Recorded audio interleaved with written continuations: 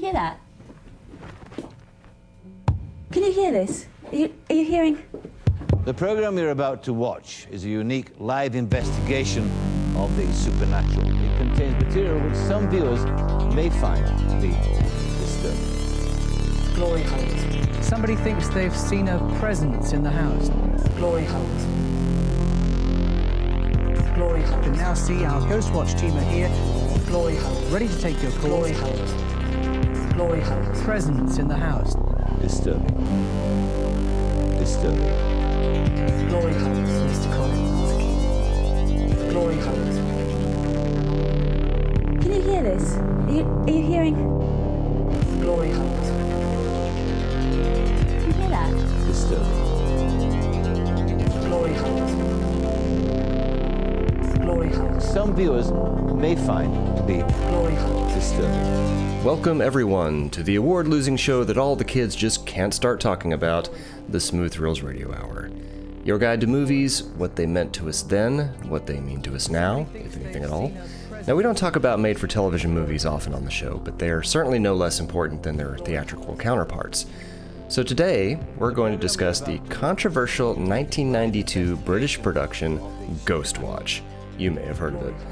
Now, Nathan is back, and we have a very special guest, the hardest working woman on Twitch, Sybil Erie, is here with us. So let's get on with the show. But first, as some of you know, we've recently moved into a new studio space. It's very nice, and we've even started doing some tours. So let's check in with some of the reviews that some of the recent tourists left. It had a nasty feeling. Oh crap. Doors open, things fell Not off the good. wall. Let's try the next one. I found, again, what looked like saliva on the front doorstep. Okay, moving on.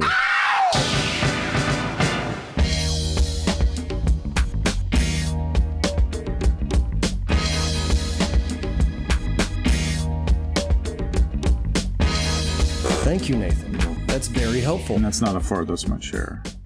I can do that. Hang on. Like that? That's pitiful. You can do better. I didn't rehearse it. Sorry. Okay. Well, are you doing your intro, He doesn't or do you believe me. want to, or Yeah, if you do you if want I me to must. I talk rewrote about my this. Viewmaster reels of Ghostwatch? Yeah. You told me you didn't have any. I don't. Tease. I do have the one and only Roger Corman movie to be adapted into a Viewmaster. Can you guess what it is? Guess what? Can you give me a decade? 1980s. Is it Battle Beyond the Stars? It is. It is. Yes. With Sybil Danning. Yeah. I was recently photographed with, Yes. wearing someone yes. else's shirt. Did she know this, though? Did Sybil Danning know it? Right. That I was wearing a shirt? I No, hope that you were so. photographed Okay. with her. Yes. Okay. Just to make sure. That seemed kind of obvious to the both of us, because she maneuvered everybody in front of her poster before we got the picture, right? She didn't do that I with didn't- me. Really? If you look at that photo, it's just, we're like blocking the Ruger poster, everything. Yeah. Sybil, by the way, I did not realize I was wearing your shirt getting pictured next to Sybil Danning. It felt really awkward afterwards because I posted the photo and was like, oh shit, this is going to look weird. I call that serendipitous. There you go. The guys at Guitar Center love that shirt too, by the way. They think you're a band. Which one?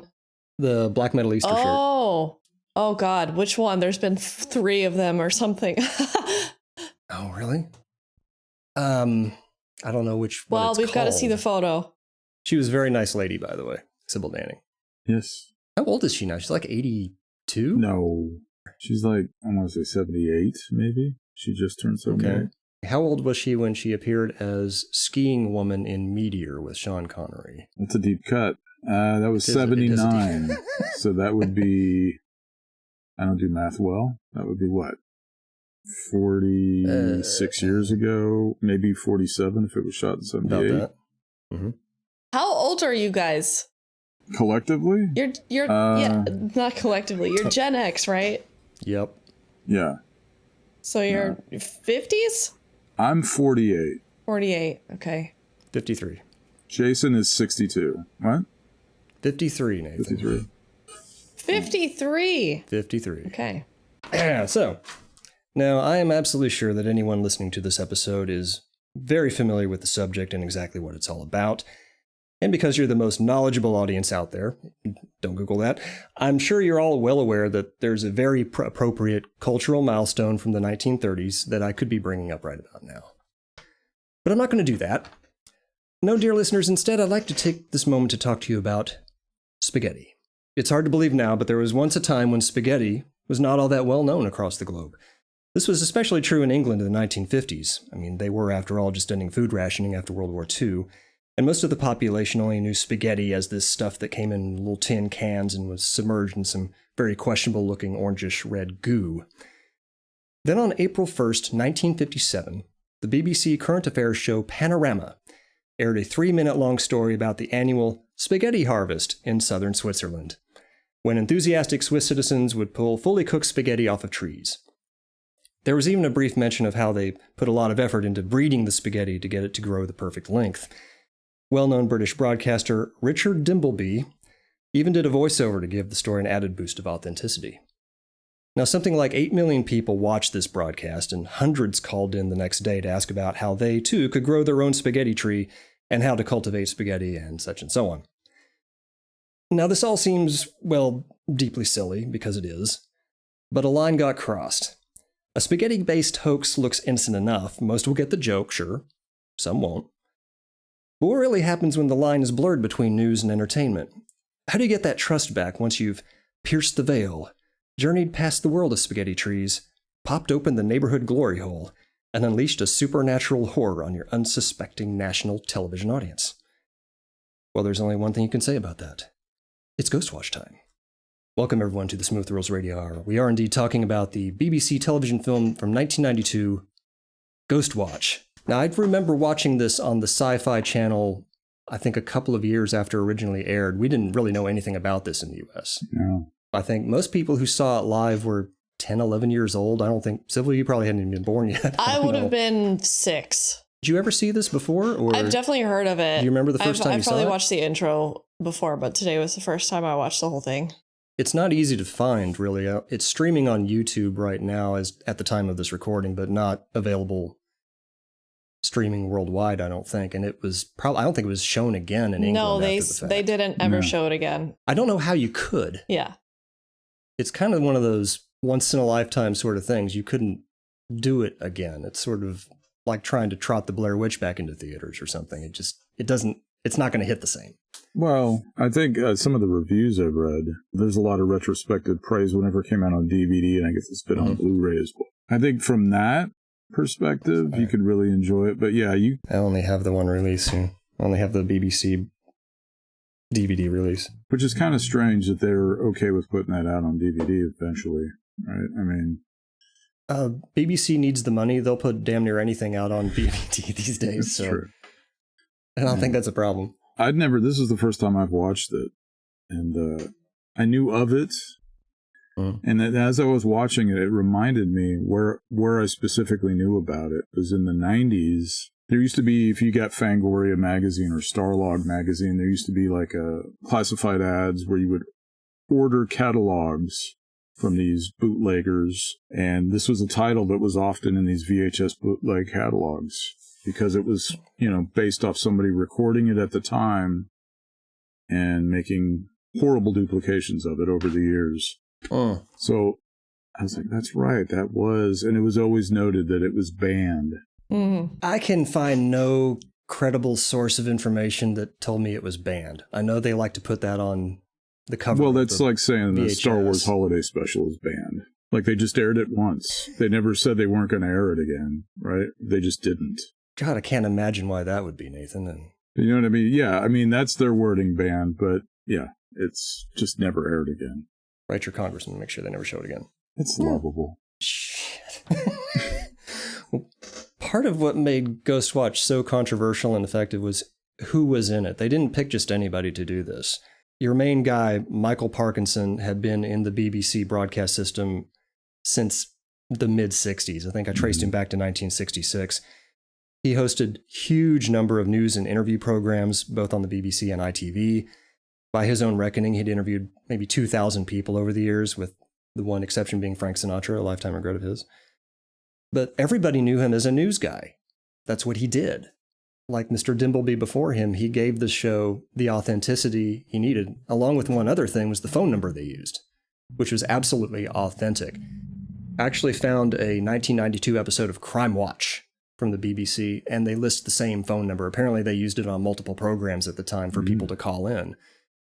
So when this aired live, people could actually call in. Of course, it wasn't going to be on the air because it wasn't live. It was all taped beforehand, but nobody knew that. And apparently the switchboards were completely full of terrified people afterwards, like the real one. Of course. I mean, how do you recreate that? So this is seriously relies on a sense of authenticity. This whole production, it's very well done. I mean, back in the 90s, it was a unanimous thing that people trusted the media that they saw. Mm-hmm. And this is kind of something that we don't really have that feeling anymore towards entertainment or stuff that we watch or. No, it's been totally shot to shit. So like this, I can imagine people absolutely losing their shit over this. The way they built it up, the way they had the pre-recorded segments, but just the way they built the program was really good. And of course, the ending, they couldn't have ended it any other way. It had to end that way. The studio had to explode. Right. Oh, sure. Yeah, because as I was watching that, I was like, well, if they wanted to make it feel truly real, they would have like an after show, like an after game show, right? But you have to destroy the studio, so you don't have that option. Yeah. So it was actually quite brilliant. Yeah. That said, it was really well done. But my other opinion on whether like it was responsible or whether I think they honored the topic of investigating the paranormal, I think I have a separate opinion on that. But it was structured really, really well. Convincingly well.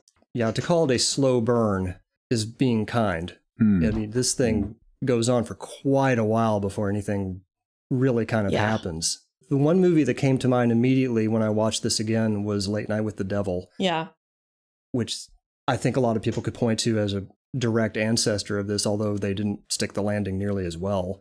That's to Ghostwatch's credit in that they never change perspective. It's always in camera at all times. Mm-hmm. Unlike Late Night with the Devil, which breaks completely loose from that in the last 20 minutes or so, and I think lost some effectiveness there. Well, okay, so that's a good point. They never purport that this is truly real, right? So anyone that was duped by it, that's on them. It's kind of like the War of the Worlds thing. Like that was presented as an episode of the Mercury Theater.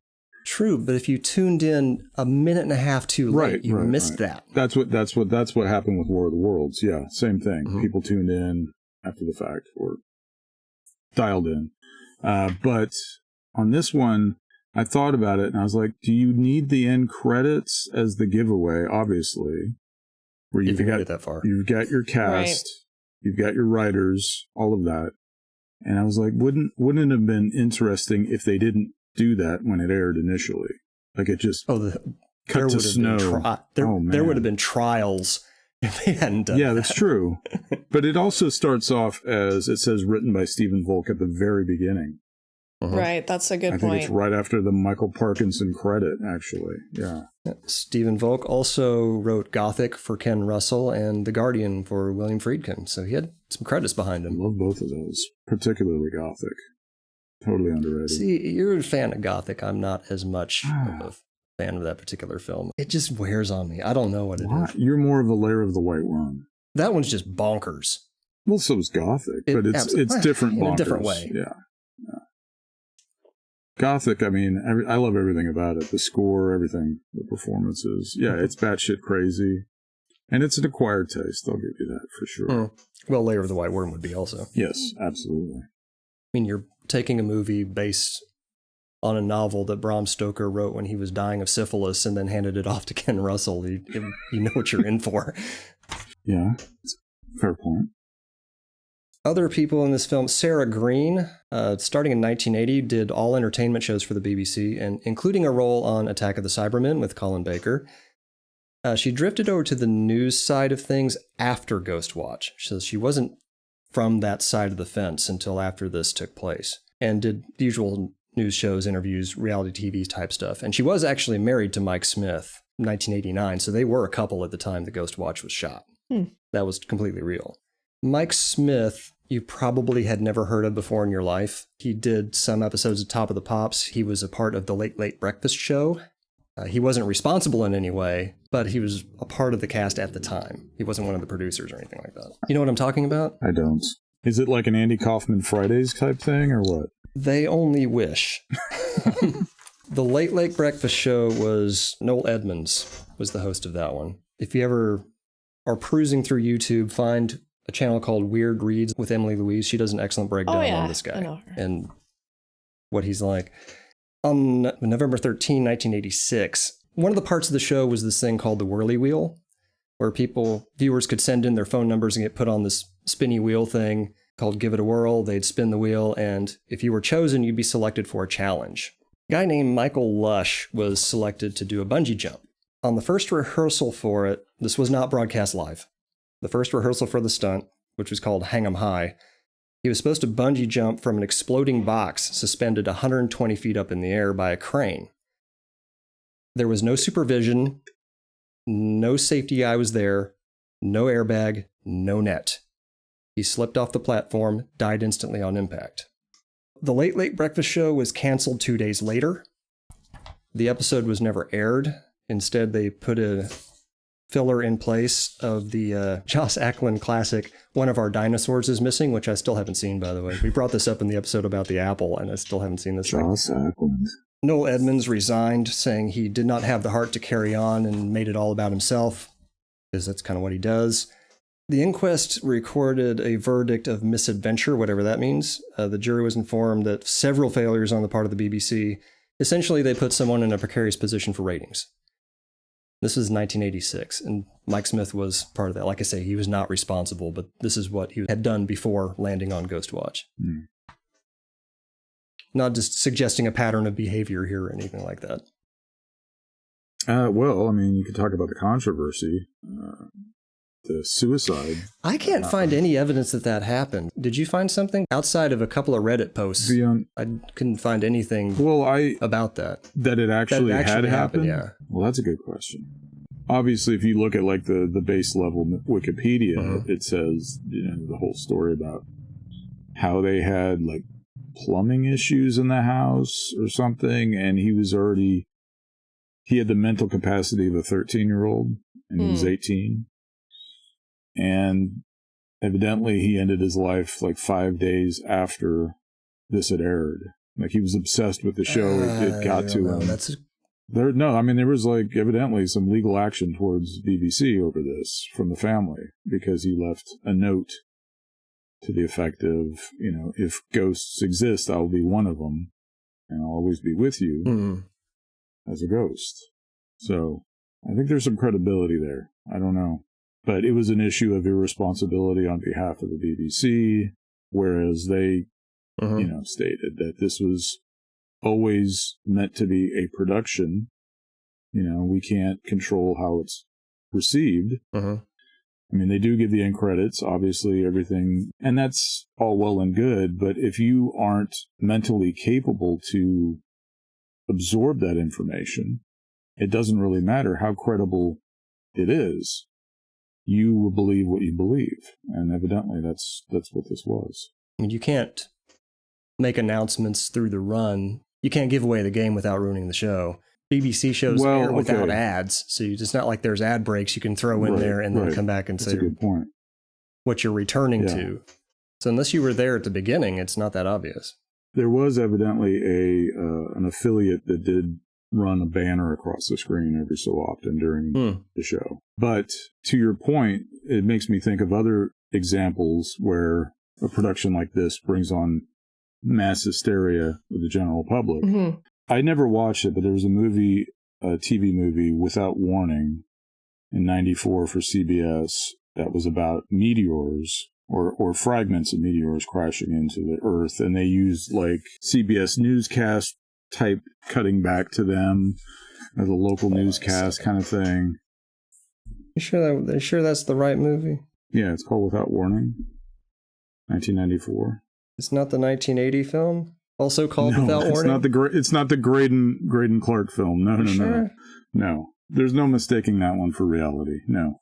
But Jack Palance and Martin Landau, 1980 Without Warning, you're absolutely certain? No, with the flying starfish. Yeah, the flying starfish monsters. No. I'm hoping people didn't take that one seriously. Another. My goodness. There was another example. There was a TV movie on NBC in '83 called Special Bulletin. I can't even remember the plot at this point. I remember watching it as a kid, and it was one of those things where obviously we had commercial breaks, so they would explain as a bumper going back into the movie that this is a work of fiction. Like, I don't know if that's the interesting part. We just see the film as it is, but who knows if there was a bumper right before the presentation began explaining all of this. That'd be interesting to know. Only way you would know that is if maybe there's like a YouTube upload of like a broadcast tape that someone's uploaded or something. I haven't seen it. Cool if it's out there, I haven't seen it anywhere. What happened after the show? Like, was there cut right into some other series, or was there like a little epilogue? Who knows? No, there wasn't an epilogue. They went straight on into whatever the next show was, although I cannot think of what that was. I can only imagine being absolutely terrified on Halloween night watching that as a British person. What was sensibilities destroyed? You look at the comments on it now, it's all from people who remember watching it when they were 11, 13 years old. Yeah. I saw one commenter say, I actually shit myself about 45 minutes into this thing. I mean, yeah. Must have been great. Like some real entertainment. Oh, yeah. You know? It would have been awesome to witness this when it was happening, when it was quote unquote live, right? One of their faults in the production is it is really well done. But I think if you were to try to mimic a live presentation, you should have some accidents along the way. Some messiness, yeah. The phone calls where they picked up didn't sound too messy. Right. Everything was perfectly until you get to the end and you start getting the squibbles on the screen and stuff like that. Nobody trips over a cable Right, or they're not cutting away to the wrong person. Yeah. Like, why don't they cut to Craig Charles outside just shooting the shit with somebody instead of being in studio? Like, you would normally expect that. Yeah, they forgot to engineer the faults. Yeah, they really did. They fine-tuned it too much, I think. Maybe. So that's a telltale sign. When you watch these things, everybody's great in it. Don't get me wrong. But there's always something about the authenticity of performances in mockumentary style where they're very much rehearsed and very much performed. One of my favorite examples of like just real stuff on film is like in One Flew Over the Cuckoo's Nest, and it's when Jack Nicholson first gets admitted and he's talking to the man running the whole place, and they're just talking about like this picture on the wall of this fish that he caught, and it's real. It's absolutely real. There's nothing, it's not improv per se. They're just having a conversation on film. And I feel like, I don't know how much of it was improv. I don't know. That'd be interesting to know if it was completely scripted, or was there improv, or I would almost give them, like a Larry David type style and go, here's the premise. Yeah. And put it in your own words, like that would have made it feel a bit more authentic. Ghostwatch does have a nice flow to it. You can see where they got everybody out of one room so they could set something up for them to come back into as they were traveling through the house. There's one moment I didn't even notice until just today when I was rewatching this. When they're evacuating the kids from the bedroom toward the end, the camera looks back in and pans really quickly from one side to the other. If you pause it at exactly 1 hour, 12 minutes, and 15 seconds, 1 second either way, you'll miss it. There's a guy standing in front of the drapes wearing like an outfit the same color of the drapes with a giant skull head, just standing there. And they come back, and then I noticed 4 seconds later, pan right back, and he's gone. Oh. It is a real blink and you'll miss it moment. Isn't he in a reflection, too? He might be. I think there's when Sarah Green, I think, is on camera, I think there's a reflection in the background. Yeah. Like he's standing like... I'm like, it almost looked like he's wearing a Halloween mask. That is such a Japanese horror kind of thing, and they could not have imagined anybody watching it live catching that. It's impossible. I didn't even catch it in long legs. I'm like totally oblivious to that stuff. There's a moment I want to say, and I should have made note of exactly when it was, but it's when Dr. Lynn Pascoe is talking, and there's somebody behind her. It's like blackness behind her, and there's this man there. and it just dissipates. And at first you're like, was that supposed to be like a crew member just on accident? But then I was like, wait a minute, when they tell the story later on, or when that caller comes in and reveals all that he knows, I'm like, oh, is that supposed to... I didn't go back and check that. Like, I need to go back and look at that. The ghost figure in the glory hole. It's so distracting when they say that. I just can't get... It's like, Yes. God, why The did you... glory hole. Why do they call it that? It's called a closet, for fuck's sake. That's a little more obvious, but there's weird little things happening there. Like, in the background on the mantelpiece, it's all decorated with crystal balls, and there's one skull that's upside down for no reason whatsoever, just right in the middle. Again, you wouldn't know to even look for it unless you had watched this 5 times. That's who the thing. made the decision It's to like, do that? I have no idea. set decorator. That's brilliant. A little Easter 'Cause egg. it does prompt you to go back and rewatch it. But they never showed At it the again. time, nobody could. Yeah, nobody- unless it was you recorded impossible. it back in the day. Trying to pick out what the kids are saying, like when the one goes crouched behind the chair and just starts saying what big eyes you have really quickly, and then they cut to the little girl who pulled the eyes out of her bunny before shoving it in the sink, and she said, "Here's his eyes," and they cut away really quickly. Like, if you're not paying attention, you'll miss it. But it's there. It's almost like a pan. Yeah. They just pan past her hand upward or something. Yeah, it's hard to tell what eyes they even are, and then you hear the cats immediately, and you're like, oh shit. That's what I thought. Did she just pluck the cat's eyes I out? hope not. I was like, wait a minute. No, she didn't. They have to be doll's eyes. They did rewind it, and there's no gore to it at all. But yeah, They It did a is great all job getting the speculative. scratches on her face, just Yeah, they looked great. without really cutting away that much. That looked fantastic. and then the photographs where they're on the back of her neck looked really good too. I mean, it was all based off of like the Enfield poltergeist stuff. I was looking at some photos from the Enfield poltergeist thing of girls in their bedroom. The same sort of like mid-action shots of supposedly when they were being possessed. So I can see that they used a lot of the same type of thing. Fill me in. The Enfield poltergeist, just without going into excruciating detail, when was that? It was in the 70s, like I think around 1977, and basically like the same type of story, except it was like a mom and she had like 4 kids. And then also they were saying that like, some of it was faked, and they had Ed and Lorraine Warren come in. And of course they were like, definitely they are possessed.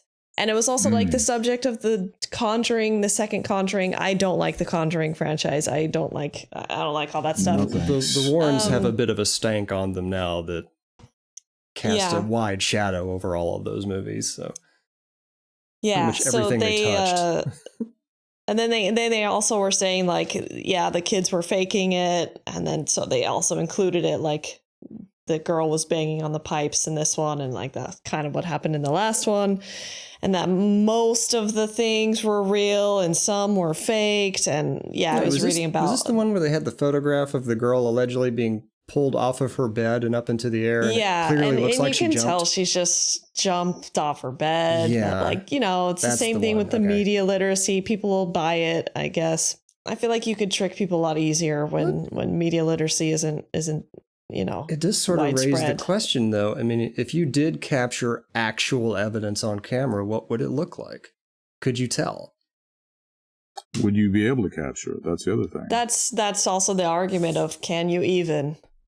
Well, because high strangeness says that you can't. What happens in all these Ghost Adventures, Ghost Hunters shows is they walk into an abandoned prison or a Kmart or whatever the hell it is.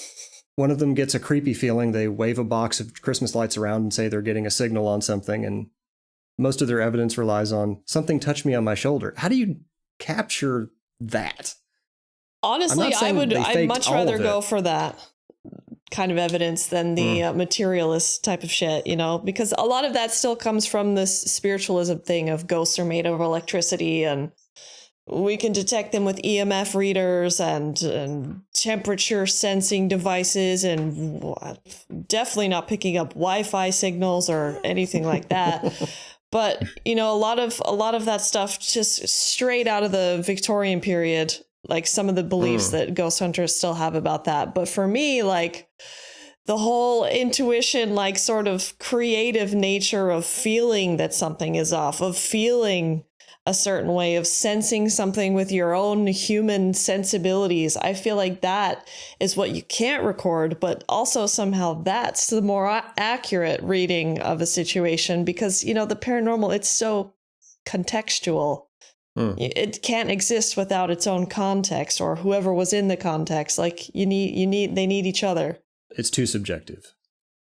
It's the ultimate subjective experience. I mean, you're literally looking for proof of the afterlife in whatever method you choose. I mean, I don't know how it can't get more philosophical than that, of like literally looking for proof that we continue to exist after we die. And it's sort of wrapped up in like a supernatural, like, oh, we're ghost hunting, it's scary and spooky, and oh, did you hear that? But like ultimately at its core, it's like it's always the struggle of like materialism. Is it mind? Is it matter? Is it, you know, it always comes back to that. And I feel like you know, most ghost hunters are not really tuned into that. They're sort of viewing it like a military operation of like, let's go in and get them, boys. Let's map the area. Let's militarize the afterlife. We did watch an episode of some ghost hunting show on your stream once, and literally these guys all jumped out of their pickup trucks in camos. Ghost Asylum. Now like, that is a cultural chef's kiss of American ghost hunters. It's so interesting. I think I said something like, one of them's going to shout, "Hey, Ghost, do you like barbecue or honey dipping sauce? Why not? Just go ahead and ask that. Yeah. You're going to get as good a result out of that. They're good old boys. And like, you know. It's like the Duck Dynasty of ghost hunting shows. It's exactly that. And it's so fascinating to me because first, like, obviously they're a team of ghost hunters, but this is a show. So there's a production and there's a location. There's someone who picks the location. There's someone who researches the location. There's someone who, like, each person has their own thing. They build ghost hunting traps. Like there's literally like one of them builds traps for like ghosts. A box with a stick on one end and a bowl of blueberry in the center or something like that. Yes. And it's like very like military style type of thing. And like, honestly, they know their audience. Didn't they set up tripwires or something at one point? Yeah, it's very like, it's in the South. Like a lot of the stuff is like Civil War history. Like, it's just totally fascinating to me. This just little subculture of people that are interested, you know, because they're very Christian. Also, they have to say a prayer before they go ghost hunting. Jesus has to protect them, which, you know, there's a very high correlation of people who believe in ghosts that also believe in God. Like they're very right next to each other on the spectrum. You know, it's fun. Ghost Asylum 2014 to 2016, Destination America channel. Fantastic show. Destination America channel. I've never heard of that. Channel for every damn Isn't it like an offshoot of the History Channel? When the History Channel started doing ghost shows, and they ran out of mummies to talk about. Yeah, it's just pop culture anthropology, and I love religion and popular culture. All that stuff is just so fascinating to me. I always hoped that there'd be a show like Finding Bigfoot, where they finally found Bigfoot, and they'd be like, "Well, shit, the show's over. We found him. All right." Well, right, then the show would be over. What do we do now? You can't find him because he's a fourth dimensional entity. We don't have the technology. Wouldn't he have his own reality show? Yeah. Like we could do a spin-off. They can travel through portals, you know. Like Flavor of Love, but with Bigfoot.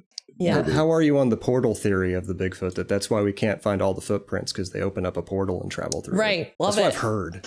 I'm not sure the skunk ape can do that. I love it all. It's totally bonkers. I'm here for it. I like the theories and how it connects to like aliens and ghosts, and like people say that Bigfoot is a ghost of a Neanderthal. Like, I'll like give it to me. It's delicious. The Loch Ness monster can't be found because it's actually a ghost of a dinosaur that only shows up every once in a while. And that kind of thing. Where are all the dinosaur ghosts? Yeah, good point. Yeah. Nobody's picking that up. No. By that metric, there should be billions of cow ghosts, billions of slaughterhouse ghosts. They should be the most haunted locations in the world. Is a slaughterhouse? Absolutely, every barn. Yeah, every barn. Yeah. I've been blabbing about this since 2019. Ghost cows. Yeah. Bovine. Why is it always only the ghosts of Perfect. our beloved Yes. pets? Bovine. That's I'm not pretty even going to take that one. I'm going to let you have that one, Sybil. No. Sybil can have it. Come on. I'm gonna dress up as a cow now. Well, like, that's the thing that I love. I like taking like supernatural paranormal things and like, because it's already absurd, right? So I like to make it the absurd more realistic, which just makes it more absurd again. Like, that's my favorite like cycle. Oh, like Sasquatch Sunset, like that movie is fantastic. I was in love with that movie. It's just like, okay, I think I've seen Sasquatch you want to Sunset. think that Sasquatch is real? Well, here's what it would look like. They're taking shits on the road. They're doing crazy stuff. They're just told, what do you really think a Sasquatch would be doing on a day-to-day basis? Here you go. What do you think about this? And I just thought it was hilarious. And like, I feel like most people just totally didn't understand the point of it. Just essentially behaving like a bear, falling asleep in your swimming pool.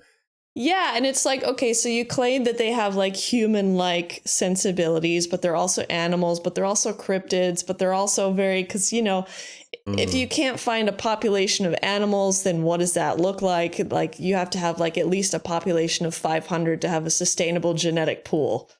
Like, I used to study biology. That was a fact that I remembered. Like, you have to have at least 500 individuals in the genetic pool to not have it go extinct. And so, like, if you think that, then how does it all connect? So you take this belief and you make it absurd by just proving if it were real, what would it look like? That is pretty awesome. Are there other aware animals, not just werewolves? What if there's a were shark and every full moon he has to make sure he's close to a bathtub or he's going to drown or something?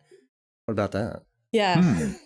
Yeah. Like, Wait, so you're talking about a human turning into a shark? Wasn't this in the... Or a werewolf turning into a shark? What was the... That's another... They mentioned this in that movie that John Werewolf. Carradine, Peter Cushing, and Vincent Price did.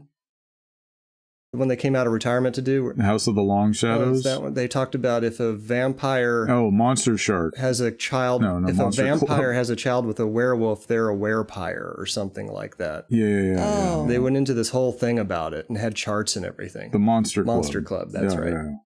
Yeah. Monsters rule okay. Awful. It's just awful, but still...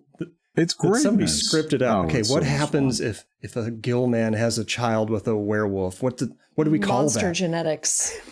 Yeah. Wasn't there like a weregoo or something? Weregoo? It has the worst names. Yeah, but the movie itself is brilliant. I love that movie. And what are you talking about? well, I beg to differ, sir. Great soundtrack. Holy shit. The soundtrack alone is worth the price of admission. Okay. Come on. It's great because it's very much like you see the Monster Club and all the monsters are wearing like Dawn Post masks. Come on. That's gold. And I do love the stories as well. I mean, come on. The Stuart Whitman one in particular, I think is really cool. Monster Crash the Pajama Party will be my favorite always. But Well, that's a great one, too. But for other reasons. Civil, if you haven't gotten the idea yet, we've watched far, far too many films. I think you've seen all of them, to be honest. No, there's always another one. We do have discriminating tastes, believe it or not. There's certain things we won't Nathan, watch. for example, will not watch Neil Breen. He's not on board with the Breen. Can't. Oh, yeah. I've seen too much clip-wise. I don't think I could invite that on myself. Right, but that's, it's fun to watch it with other people, I guess. Like, I've watched I can understand. I've watched it on stream, and it's just mind-blowing. Sybil is working on her master's of cringe cinema studies, so we've been subjected to pretty much all the Neil Breen movies. I watch a lot of shit. Yeah. But it's for a purpose. And I wish I read more. I get a lot of inspiration from reading, but like sometimes like doing the stuff for stream, like, I mean, sometimes you pick stuff that is legitimately bad, but like very good to like mine actual interesting thoughts out of. But a lot of it is just dumb and I can't do anything with it. Especially, I don't know. It's like we have our cringe cinema, definitely. And some are better than others. Hit or miss, or definitely a really big miss on a lot of levels. There is such a thing as it's so bad it's not even fun to make fun of anymore. Yeah, like I've had that a lot. I've said for years that anybody who says Plan 9 from Outer Space is the worst movie ever made has never seen EGA. Oh, that's also bullshit. I love Ego. Nobody loves I haven't seen that, Nathan, but we did have to watch Plan 9 in art school, so. Nathan, Plan 9 is one of the most entertaining films. Is. To me, a bad movie is one that's not entertaining. Like Iga. Yeah. It doesn't fulfill. I don't care if you have the effects budget or not. I'm with you. It's fun, right? And the stars in Vampira and Tor Johnson, and of course, Bela Lugosi. I mean, come on. That's money in the bank. Jason and I have talked about this before, how, you know, how it got the moniker of worst film of all time. I'm like, are you crazy? Like, Yeah. It's not even the worst Ed Wood movie. no, it's probably one of his best, actually. I'm not counting the pornos he made later in his career. No, but those would be bottom of the barrel, I think. But yeah. And how did you feel about the remake of Suspiria? Oh, I didn't. Go ahead, Sybil. I didn't like it. Okay, so I didn't want to good. answer Sybil, before good. you Sybil is said. correct. Yeah, I didn't get but 20 minutes into it. And this was me pulling my own teeth to watch it because I knew I was not going to like it. And it was on Amazon. You get to the end and everybody's heads start exploding and I'm like, what the fuck is this? Yeah, I just thought the whole idea of Luca Guadagnino, he was just riding the Argento wave, and I was like, that's bullshit. I mean, yeah, I'm busy making content, dumb shit all the time, so I don't get to watch like the legitimately good movies very often. You're not missing too much these days. Sybil, I have seen the first 15 minutes of a lot of movies. Yeah, but that's the thing, right? Is that I feel like if you could already establish if this movie is going to be shit, like literally, I don't know, I'd say minimum a minute in. Like I can already tell, like, I feel like you can tell immediately by the way they're laying it down if it's going to go well. Rarely have I been wrong about like, I don't think this is going to be good. See, that's the way I am with trailers. Like people are like, well, I see the trailer and I'm like, I think I'm good. Yeah. Like I don't want to see that. People are like, oh, no. You really should see it. And then usually when I go by what they say, I watch it. I go, I was right. I shouldn't have watched that. Like, not to be a snob, but it's just, you know what you like, you know? Being a snob is a stamp of honor. Like, how can you be critical of something if you don't appreciate it? You know? Well, it comes down to, it's just what you like and what you don't like. You know? What's a good movie you've seen recently, like that's a horror movie or you know, something that's been recently made? Don't say The Legend of Hillbilly John, because that's not recent.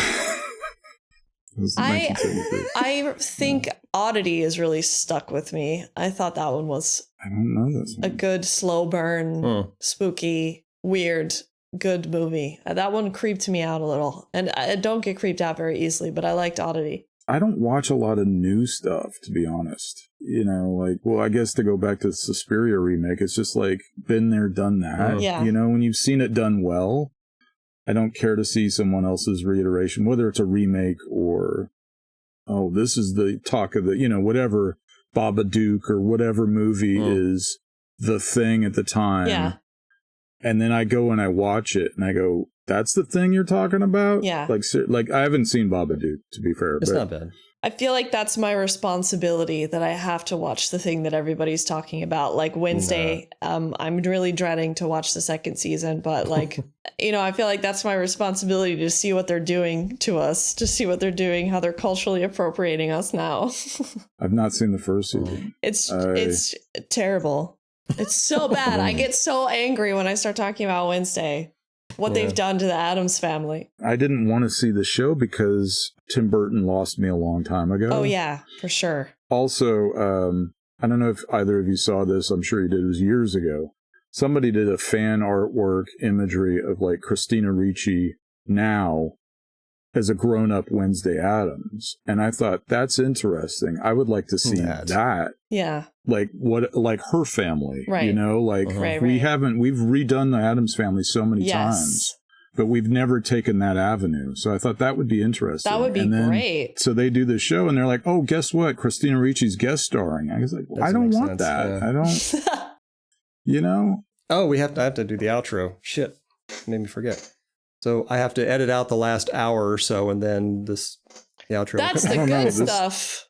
I was going to say, this could be its own thing. Yeah. It could be its own entity. Huh? Yeah, that's the good stuff right there. Why'd you make me think of Demon Seed just then? Why not? Why wouldn't you think of that? Or Demon Rage with Lana Wood, also known as Demon Seed. Don't watch Demon Sea. It's a different Demon Don't Sea. watch Demon Sea. I saw Night of the Demon, and that was all I needed to see in terms of seed. The Bigfoot movie? Yeah. It's a very penis movie. It's that one. No words on that. It's messed with you. I can tell. I mean, one of the So you didn't buy the Blu-ray? one of the emotes on my channel is the face of the climaxing whatever that was. Good God, what a storyline. I suppose on that bombshell revelation, it's time to end the show. Thank you very much for listening. We will see you next time. Our house in the middle of our street. Our house in the middle of our... So, here we are, at the end of yet another exciting episode. It was very scary, what with all the talk of ghosts and overly sexual sasquatches and such. I am so happy you made it through. I knew you could. The Smooth Thrills Radio Hour is a production of Ghostcraft and is recorded live in a very posh studio in Dallas, Texas. It's very definitely not at all haunted. We had it sprayed for entities quite a while ago. Watch out for ghosts and enjoy the rest of your day. In the middle of our... Father gets up late for work. Mother has to iron her shirt. Then she sends the kids to school. Sit them up with a small kiss. She's the one they're going to miss in lots of ways.